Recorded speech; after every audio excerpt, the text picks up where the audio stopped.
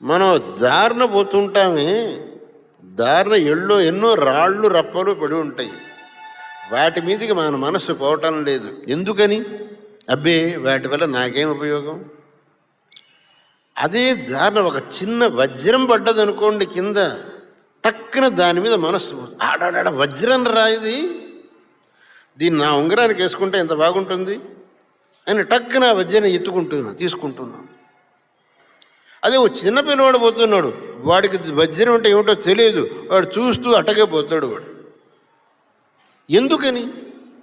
వాడికి దాని మీద ఇదో పెద్ద వస్తువు అనే భావన లేదు.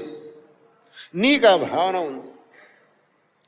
కానీ ఆ సమయంలో నువ్వు మనసుకు తెచ్చుకోవాల్సింది ఏమిటేనంటే, దీన్ని ఇలా నేను తీసుకున్నందువల్ల నాకు మంచి అవునా చెడు అవునా, దీన్ని ఇలా గ్రహించినందువల్ల నాకు మంచి అవుతుందా చెడు అవుతుందా? నాకు చెడే అవుతుంది, దాన్ని ముట్టుకోకూడదు నేను.